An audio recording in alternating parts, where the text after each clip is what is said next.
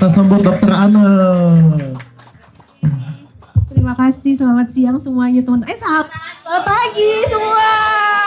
Oke, tadi aku ngintip loh di belakang goyang-goyang joget-joget. Aku ikut loh di belakang. Salam kenal semuanya. Aku boleh minta pointer nggak? Oke, mana nih tayangannya? Terima kasih. Oke, teman-teman selamat pagi. Jadi yang dipencet yang mana ini? Gimana nih? Aduh, aku kok katro ya. Pencet-pencet apa yang dipencet ini ya? Belum. 1, 2, 3. Oke. Teman-teman, salam kenal. Nama saya Dr. Ane. Saya adalah seorang saya dokter spesialis bedah vaskular dan endovaskular. Teman, cocok dokter kecantikan? Boleh, Bu. Jangan, Bu. Oke, teman-teman ada yang tahu nggak dokter bedah vaskular tuh ngapain aja sih? Nggak tahu? Ya oke. Pembuluh darah siap. Oke, jadi dokter vaskular itu akan bekerja di semua pembuluh darah kita kecuali jantung sama kepala. Ya, jadi semuanya punya gue. Ya, ya. Jadi pembuluh darah itu ada 2 ya, ada arteri, ada vena. Simsalabim belum keluar ya? Oke. Jadi saya sekarang berada di salah satu rumah sakit Bunda, seperti yang tadi diceritain sama Pak Agus. Saya akan bercerita tentang penyakit-penyakit yang sering sekali berhubungan dengan pembuluh darah yang kadang-kadang teman-teman tuh nggak tahu, ya, atau nggak nyangka itu ada suatu kelainan gitu loh. Pernah nggak teman-teman kalau diceritain sama nasabahnya, keluarganya, kaki aku bengkak ya, Bu, tiba-tiba kaki aku bengkak. Aku turun dari pesawat, kakiku bengkak. Ya, atau tiba-tiba kakiku kok sakit ya, pegel-pegel ya, sering kram. Aku kemarin udah refleksi, pijet sampai 2-3 kali seminggu. Kok masih tetap gak enak ya? Pernah gak ada yang punya keluhan seperti itu? Pernah. Terus biru, wah jangan sampai biru. Jadi ya kondisi seperti itu adalah kondisi yang kadang-kadang kita sering cuekin. Ya kan? Bengkak biasa, ntar juga kempes, bener gak?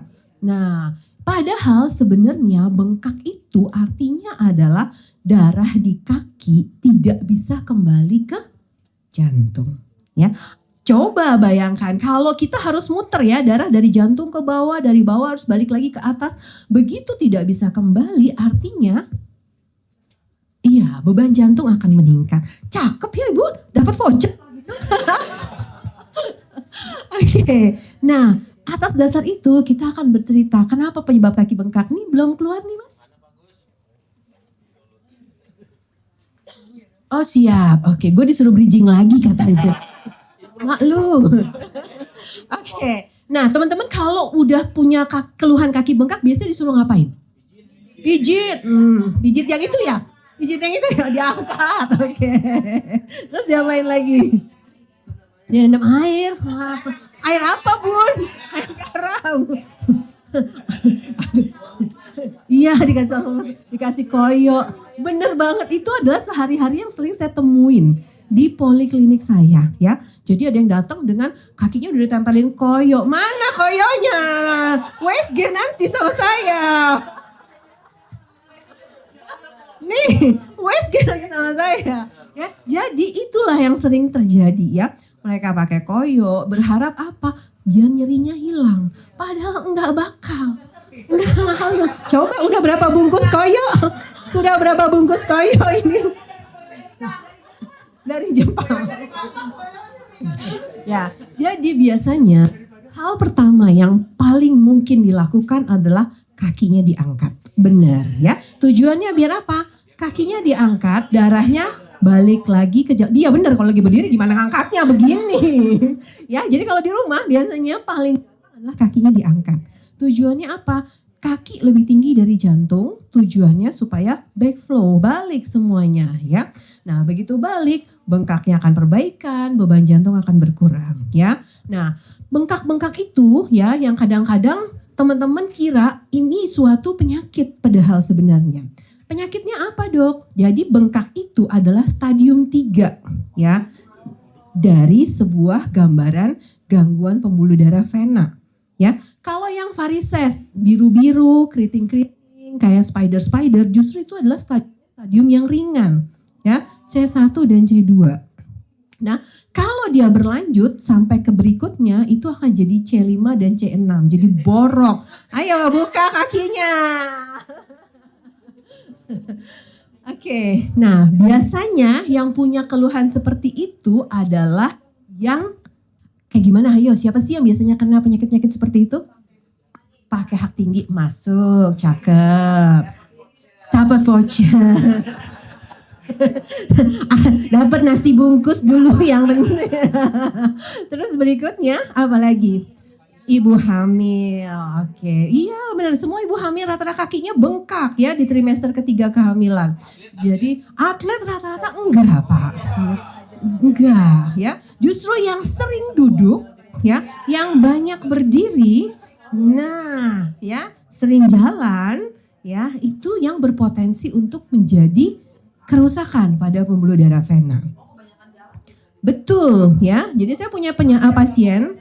Jadi dia ini kasir, server, bartender itu ya.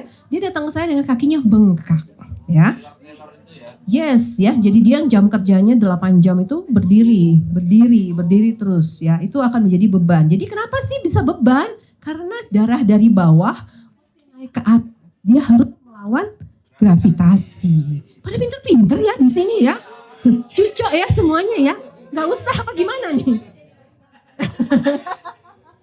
Ya, jadi itulah yang menjadi masalah ya. Kadang-kadang itu sering sekali orang nggak tahu, terus orang kira oh ya udahlah diemin aja, nanti bengkaknya juga kempes sendiri ya. Padahal itu adalah sebuah kerusakan dari pembuluh darah. Yang kalau didiemin pasti makin lama makin bertambah buruk, bertambah berat ya. Oke.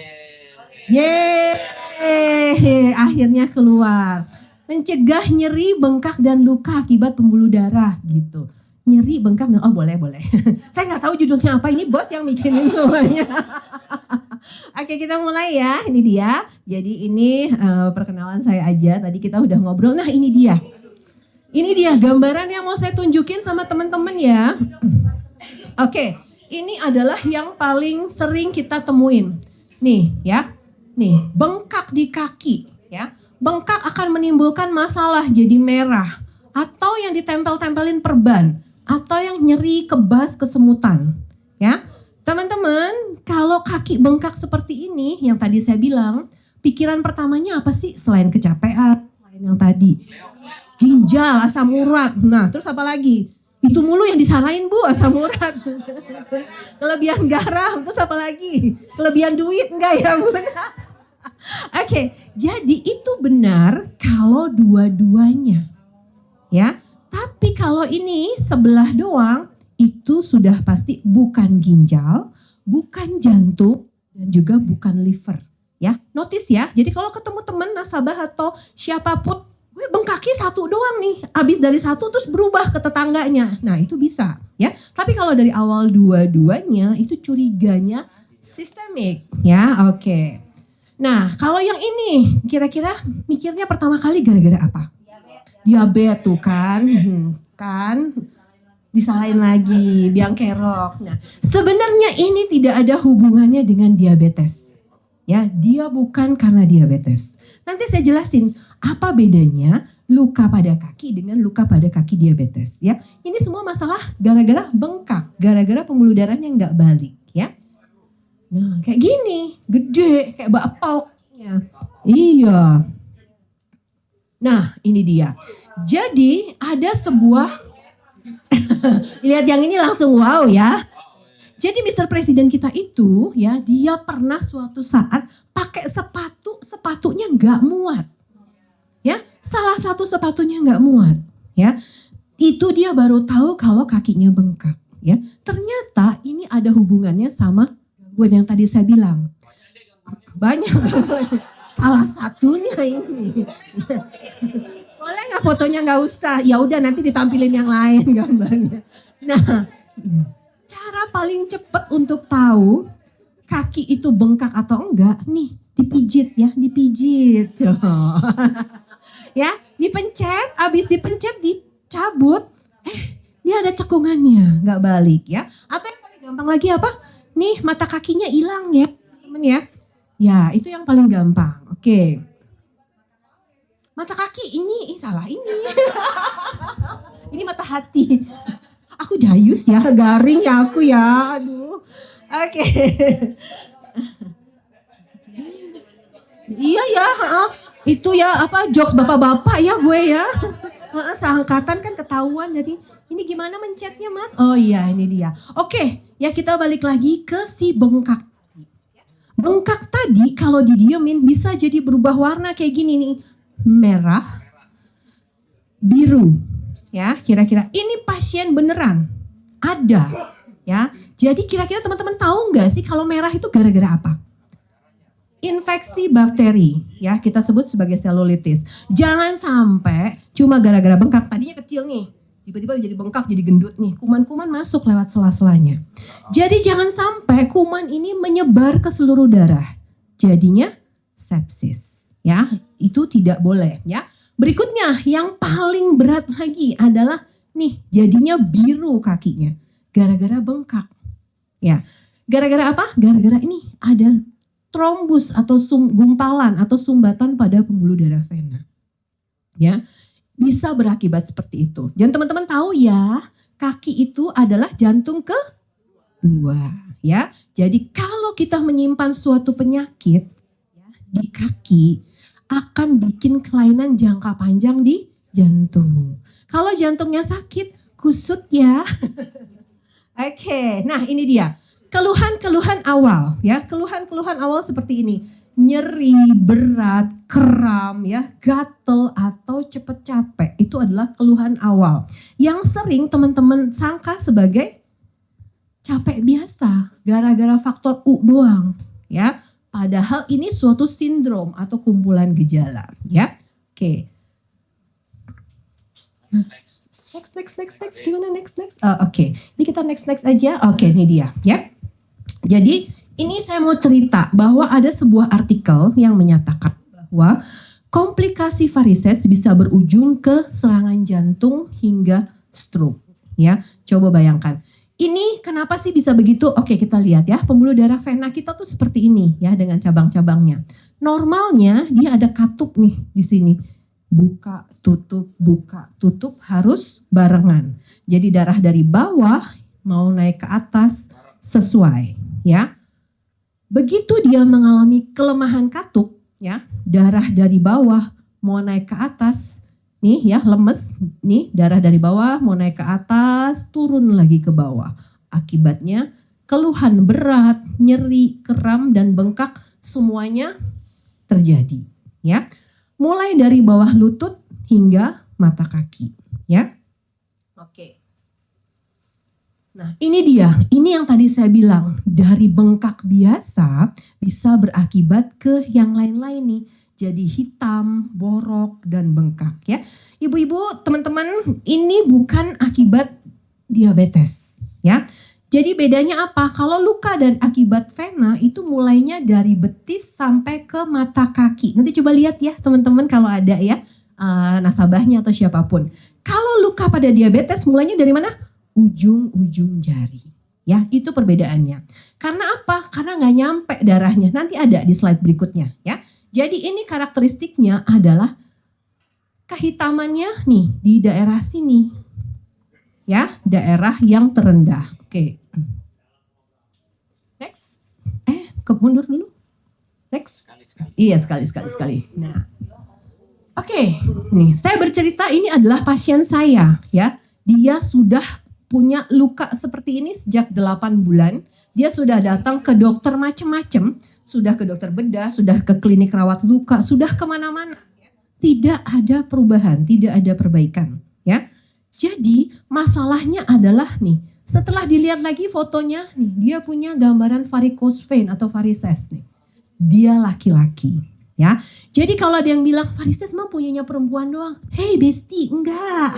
Ya, ini lekong laki ya. Jadi secara prinsipal ya 2 dari 3 perempuan memang lebih tinggi terpapar sama penyakit seperti ini, chronic venous insufficiency. Tapi laki-laki juga punya kans yang sama, ya. Penyebabnya apa? Tadi seperti saya bilang ya, long standing, long sitting, ya, stasis, kemudian kehamilan, penyakit penggunaan sepatu hak tinggi serta obesitas, ya. Itu yang bikin pembuluh darah susah balik lagi ke atas. Begini Bun. Oke, lebih banyak bebannya di satu sisi. Oke, ya sering. Makanya kalau ada orang punya begini, rata-rata nggak 2 kaki, nggak 2-2. Ada salah satu yang lebih berat. Berarti dia kecenderungan berdiri weight bearingnya ke arah sisi salah satunya. Yang menopangnya weight bearingnya. Oke, nah ini dia yang tadi saya bilang ya. Stadium atau stage ya, ada 6 ya. 1, 2, 3 itu nih. Biru-biru, keriting-keriting, dan bengkak. Bengkak langsung dinominasikan stadium 3. Ya, meskipun tanpa biru-biru, iya, meskipun tanpa biru-biru. Kemudian nih, hitam-hitam, skin changes atau hiperpigmentasi masuk stadium 4. 5 dan 6 adalah borok atau ulcer. Ya, yang tadi itu. Ya, jadi stadium 1, 2, 3 itu bisa kembali ke bentuk normal. Ya, 4, 5, dan 6 diterapi atau tidak diterapi tidak akan pernah kembali ke bentuk normal. Ya, notice. Jadi jangan sampai terjadi seperti ini. Wah, si Koko nyatet di depan, gue kayak kuliah. Ada contekannya. Ada postes. Siap, siap. Oh siap, nanti dibagi ke belakang ya. Oke, next. Oke, next aja. Nah, sorry, mundur dulu. Nah, ini saya bercerita. Jadi saya bilang 1 sampai 6. Kok ada C0 ya? C0 tuh apa? Ya, C0 tuh yang tadi. Pegel, berat, kram, gatel, itu adalah C0. Ya, stadium awalnya, stage awalnya. Nah, berikutnya ini akan jadinya seperti ini. Oke. Nah, paling gampang apabila bengkak adalah yang kita bisa sarankan penggunaan stocking. Ya, stockingnya stocking kompresi ya teman-teman. Jadi teman-teman kalau tahu ada yang flight itu disarankan untuk pakai stocking ya.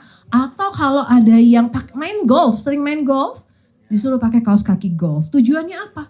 Ini tujuannya biar darahnya balik lagi ke jantung. Ya, ingat ya teman-teman, stocking hanyalah alat bantu. Dia tidak pernah berguna sebagai terapi. Jadi dia tidak akan menyembuhkan. Terus kalau nggak menyembuhkan gimana dok caranya? Oke, caranya adalah seperti ini. Kita ablasi atau kita tutup. Ablasi, oke. Apa sih dok? Next. Oke, minta oke. Sudah di play. Sudah otomatis. Ini ada suaranya sebenarnya.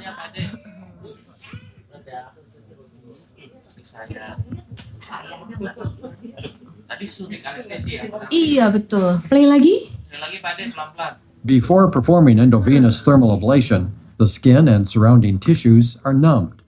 The proceduralist makes a small cut in the skin, into which he or she inserts a very thin tube called a catheter. The catheter is guided into the vein to be treated using ultrasound imaging. The proceduralist applies radiofrequency or laser energy to the enlarged vein through the catheter's tip.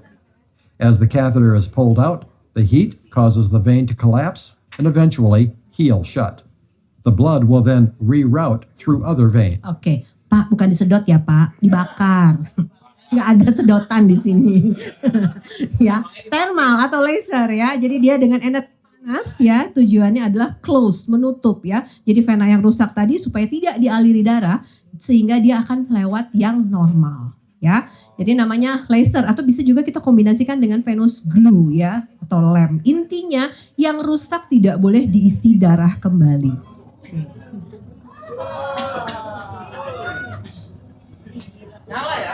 Nyala ya.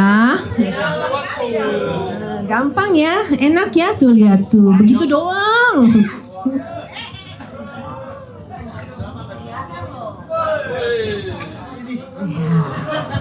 Oke ya. tindakan seperti tadi, segampang tadi, bikin jangan dulu dong, mundur dulu. Bikin yang dari seperti ini langsung seperti ini, ya. Ini berubah menjadi seperti ini dalam 1 kali tindakan. Besoknya pulang, ya. Mandi, beraktivitas seperti biasa, berenang boleh. Tapi ingat ya, seperti yang tadi saya bilang, kalau sudah terlanjur hitam, dia tidak bisa kembali lagi, ya. Yang hitamnya, ya. Stadium 1, 2, 3 kembali ke bentuk normal, 4, 5, dan 6 tidak akan pernah bisa. Ya, oke. Ya. Sekarang kita lihat ke kaki diabetik. Oke, next slide. Mana? Mundur dulu. Nah, ini dia. Ya, jadi teman-teman kalau luka akibat kaki diabetik itu kayak gini ya, dari ujung terjauh. Ya, karena apa? Karena darahnya nggak nyampe. Dari jantung mau ke bawah nggak nyampe. Bedanya di mana? Bedanya ini di yang warna merah, namanya arteri. Ya, arteri ini bisa muncul seperti ini nih, sumbatan-sumbatan atau kita sebut sebagai plak. Gejala awalnya apa? Biasanya tanya sama orang diabetes, kakinya kesemutan, rasa pasir-pasir, nggak berasa. Aku nggak tahu ada luka, tiba-tiba ada luka. Ya, kakinya nggak berasa, ujung-ujungnya kesemutan terus-terusan. Ya, itu gejala awal. Nah, ini faktor resikonya nih, diabetes, merokok, hipertensi, usia, kolesterol, penyakit pada ginjal. Ya, oke. Jadi saya rasa ini sama ya, ini faktor resiko pada seluruh pembuluh darah arteri. Di otak jadi stroke, di jantung jadi serangan jantung, di kaki dengan berakhir amputasi. Ya, oke, next. Oke, nah ini dia. Saya mau cerita, jadi teman-teman kalau punya pasien yang keluhan kakinya kebas-kebas, nyeri, berat, disuruhnya kemana? Ke dokter apa? Ke pijat, lu mah pijat mulu. Dokter deh. Nanti lah mau pijat. Disuruhnya kemana? Ke dokter apa? Saraf. Pikirannya apa? Saraf kejepit kan. Nah, selalu seperti itu. Tapi teman-teman tidak boleh lupa ada komponen pembuluh darah di sini. Ya, dia memberikan gejala yang sama. Next slide.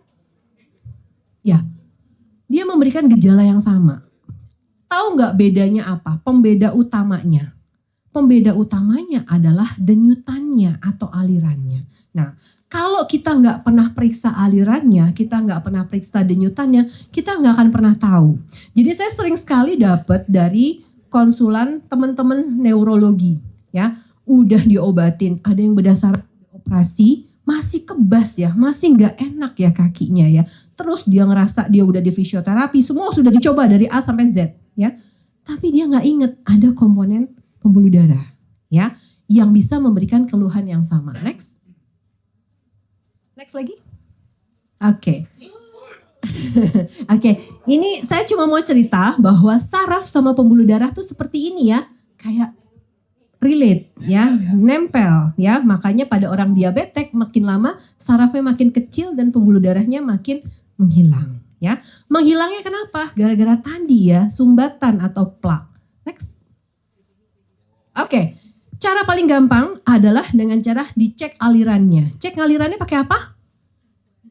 Pakai Doppler. Oke, dipegang boleh dipegang kalau bisa. Kalau nggak bisa pakai USG Doppler ya.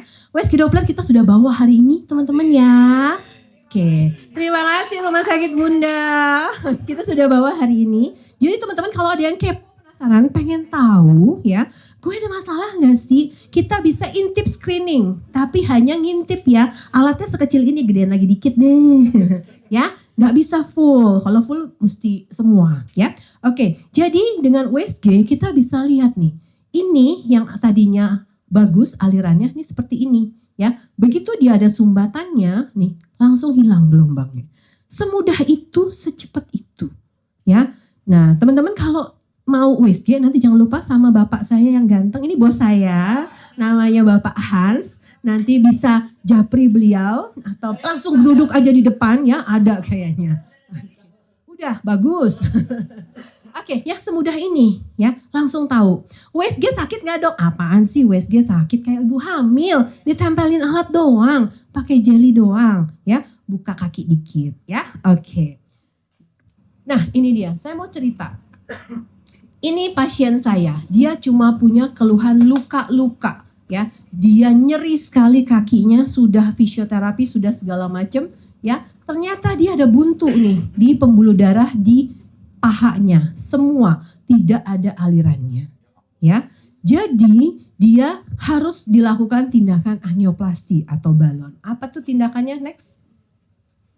Oke.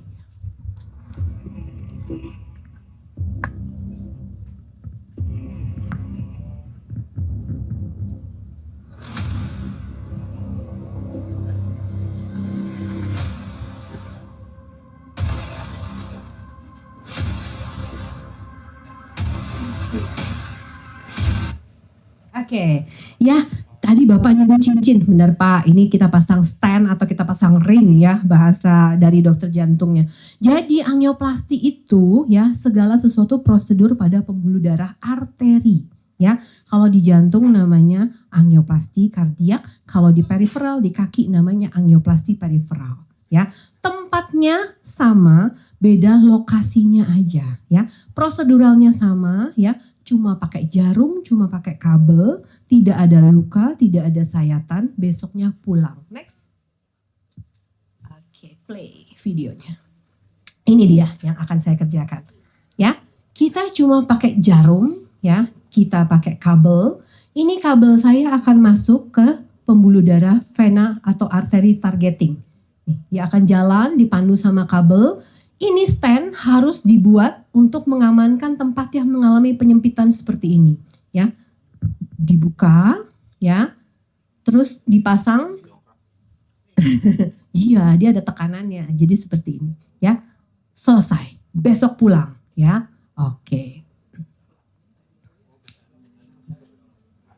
Iya, barangnya ditinggal seumur hidup di sini karena dia supaya pengamannya. Kalau enggak kan menyempit stenosis lagi. Ya, jadi dok ini sekarang kalau begini-begini plak-plak apa nggak bisa diisep dok? Bisa ya, dibor, dikikis. Tapi ingat ya, dia akan terbentuk lagi.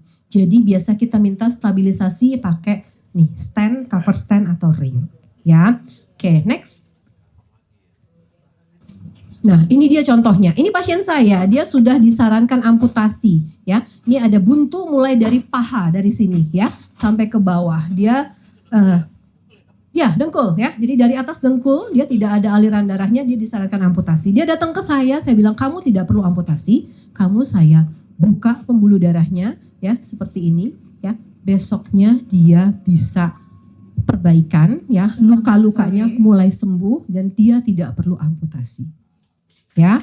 Jadi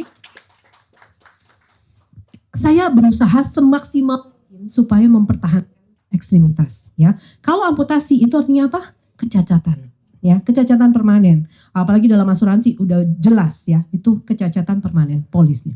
Oke, next. Oke, ini bonus terakhir ya. Saya mau bercerita tentang wasir ya. Kenapa tentang wasir? Wasir itu seperti teman-teman tahu, pembuluh darah juga ya. Dia bukan daging ya, dia bukan benjolan di anus. Meskipun dia nongol ya, dia tuh bukan daging. Ya, dia adalah nih pembuluh darah vena, ya, yang menonjol. Makanya keluhannya adalah BAB berdarah, ya. Kalau yang vena itu yang warna biru nih, yang di permukaan yang bisa kita lihat. Kalau yang arteri itu di dalam, ya, yang berdenyut. Ini pembedanya. Jadi wasir itu ada stadium 1, 2, 3, dan 4. Biasanya yang mulai mengalami keluhan adalah stadium 3 dan 4 nih, yang sudah besar, menonjol, ya. Jadi bikin nyeri. Next. Sakit. Iya, nggak diapa-apain aja sakit dia. Next. Next slide, nggak bisa? Oke. Jadi sekarang saya akan bercerita. Kalau teman-teman pernah disarankan untuk tindakan operasi, ya. Jadi pilihan penyembuhan tuh sangat banyak. Mulai dari operasi, kemudian mulai dari dengan stapler, atau dipakein karet, atau dia dipakaikan tindakan laser. Jadi saya akan cerita tentang laser lagi. Next. Oh, dulu kenapa ngambek dia? Oke, jadi tindakan laser tuh sama seperti tadi, ya. Kita cuma pakai panas, pakai lukanya seperti jarum. Tujuannya adalah supaya bikin pembuluh darahnya nutup ya. Jadi pembuluh darah di anusnya itu yang tadinya melebar ya jadi mengempes, nutup. Tidak perlu dioperasi, tidak ada sayatan, tidak ada luka, dan tidak ada struktur tubuh kita yang dirusak. Otomatis resiko BAB-nya dol, BAB-nya nggak berasa, itu jadi 0. Oke, next. Tunggu dulu. Saya mau menampilkan video ya tentang pekerjaan saya. Kalau yang tadi kan di kaki yang biasa aja. Kalau yang sekarang karena di anus, lokasinya di belakang. Kira-kira sanggup apa sanggup? Beneran nih, beneran ya? Oke, gas mas, gas. Sanggup pokoknya ya, nih ya yang sanggup ya yang sanggup aja nih ya, yang gak sanggup merem ya. Oke, ini adalah wasir atau hemoroid stage 4 ya, dia sudah keluar dari garis anus. Wasir ya, ini bukan daging, ini adalah isinya pembuluh darah ya. Biasanya kita akan kerjakan dengan bius paruh badan. Ya, ini udah gak berasa Kak nanti. Gak berasa nanti. Karena dia udah dibius dulu sebelumnya. Biusnya kayak orang sesar lahiran ya. Jadi ini kita kocek-kocek dia udah santai aja gitu. Oke, dikobok-kobok dia. Aduh bahasanya ya. Oke, lihat seperti ini ya. Alat saya hanya seukuran jarum. Ujungnya ada lampunya ya. Dia teman-teman akan lihat ya. Nih yang tadinya besar dia akan jadi kempes. Iya ya, kusut ya ampun. Bagian belakang nih ya. Jadi teman-teman bisa lihat lukanya minimal, berdarahnya tidak terlalu banyak, tidak ada yang dipotong, tidak ada kerusakan anus. Otomatis besok kalau mau BAB gimana? BAB aja.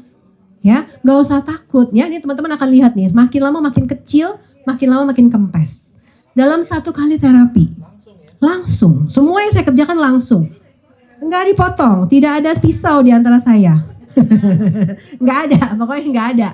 Ya, tanpa sayatan. Ya, jadi teman-teman nih bisa lihat ya setelah alat putih ini keluar, teman-teman akan lihat perbandingan before dan after dikerjakan. Ya, dia langsung ciut, langsung kempes, ini kayak ini. Ya, oke mas, next aja, videonya nggak enak lokasinya.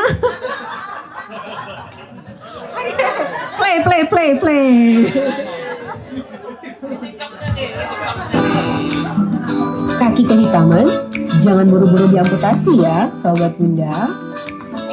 Doctor advice. Sahabat bunda, pernah lihat kan ujung-ujung jari kaki tiba-tiba berwarna kebiruan? Atau raba mendadak dingin pada ujung-ujung jari ataupun tangan?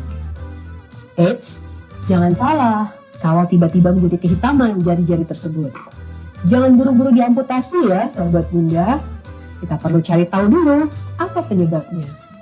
Biasanya yang paling sering adalah faktor-faktor yang menyebabkan gangguan aliran darah. Kelainan pada pembuluh darah tersebut biasanya disebabkan oleh banyak hal. Salah satunya yang pertama adalah gangguan hiperkolesterol. Kemudian gangguan pada kaki diabetik, serta gangguan hiperkoagulasi atau pengentalan darah. Satu hal lagi yang perlu sahabat bunda ingat, bahwa kondisi autoimun bisa menyebabkan gangguan aliran darah. Pasien ini, seorang perempuan usia muda, dia mengalami luka pada kaki yang tidak kunjung sembuh. Saat ini, keluhannya kaki menjadi dingin, kemudian kebiruan, serta nyeri sekali pada saat beristirahat, atau kita sebut dengan rest pain. Ternyata pasien ini memiliki kelainan autoimun atau kelainan pembuluh darah yang menyebabkan dinding pembuluh darah menjadi inflamasi atau bengkak sehingga aliran darah sulit mengalir sampai ke kaki. Jangan buru-buru diamputasi ya sahabat bunda. Pasien ini bisa kita atasi dengan teknik endovaskular, yaitu dengan cara mengalirkan aliran darah menuju ke pembuluh darah kecil. Endovaskular, let's do it.